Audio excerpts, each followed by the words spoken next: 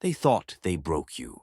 They thought walking away from you, mocking you, betraying you in secret and in silence would leave you buried. But God is never blind to pain. He hears the whispers in the dark, and when his servant is wounded, he responds. Not with loud thunder, not always with immediate fire, but with quiet justice that builds silently and strikes precisely. Denzel Washington once said, "Some people will never like you because your spirit irritates their demons. So understand this, when someone hurts you deeply and you remain upright, God begins to move. He moves in ways you may not notice immediately, but he does. And one of the first signs? God removes his protection from them. You see, when they were near you, even in hate, they were still close to your light. Your goodness shielded them without their knowledge. Your prayers, your loyalty, your kindness. It was a form of divine favor they didn't recognize. But once they turned their back on you, they turned their back on what was shielding them. Like a boat refusing the lighthouse and crashing into rocks. It wasn't the rocks that were cruel. It was the boat's arrogance that ignored the guidance. The Qur'an says in Surah Al-Hajj 22:10, "This is for what your hands have put forth, and because Allah is not ever unjust to the servants." Ask yourself, how many people have fallen after doing wrong, not because someone cursed them, but because they walked out of divine grace? Have you ever seen someone prosper after lying about you? They got that promotion. They gained that attention. They smiled while your heart was bleeding. But then months later, everything they built began to rot from the inside. That's not coincidence. When someone hurts a heart that was pure to them, God doesn't sleep. Sometimes he blesses them first, gives them rope, because even the devil once had time. But he's never unaware. Denzel once told a young man, "Just because you're doing a lot doesn't mean you're getting a lot done. Don't confuse movement with progress." God sometimes lets those who hurt you look like they're winning, not for your punishment, but for their test. They'll feel safe in their schemes, confident in their betrayal, until the wind shifts, until what they tried to build on your pain becomes the grave of their own peace. The Qur'an reminds us in Surah Al-Anfal 8:30, "But they plan, and Allah plans, and Allah is the best of planners." This isn't revenge. This is balance. Ask yourself, what if the hurt they caused you was the very rope that will trip them tomorrow? There's a certain look in the eyes of someone who knows they're losing peace. They can be smiling, but their soul is tired. They try to distract themselves with noise, with people, with endless scrolling. But something's missing. That something is divine rest. It is stolen when you harm someone who prayed for you. The guilt doesn't always scream.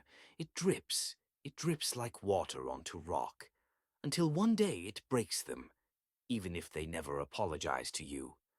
Denzel Washington said, "When you pray for rain, you got to deal with the mud too."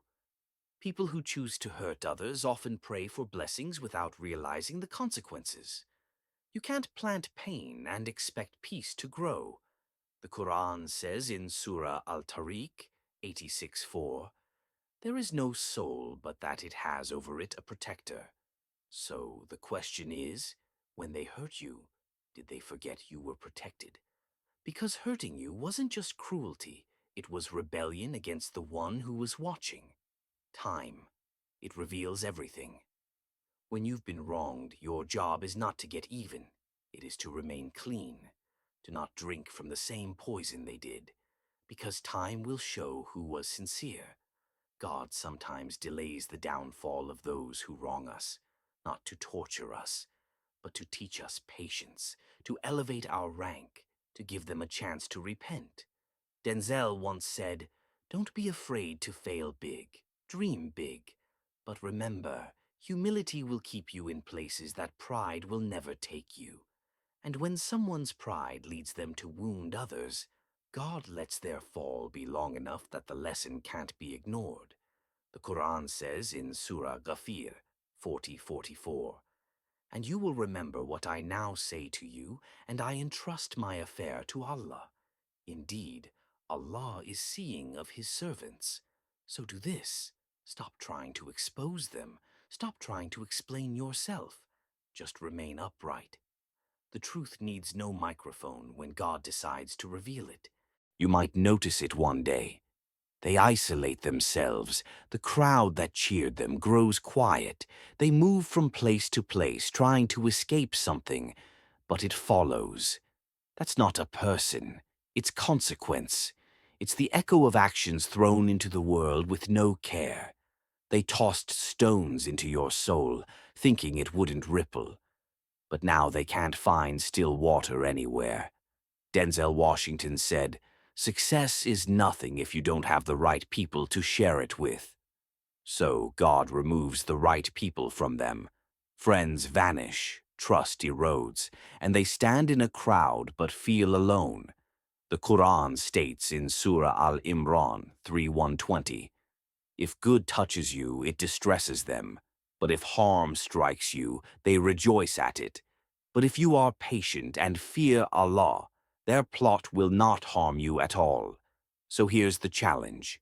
Will you be patient long enough to let God write your vindication? Or will you try to steal the pen and rush the ending?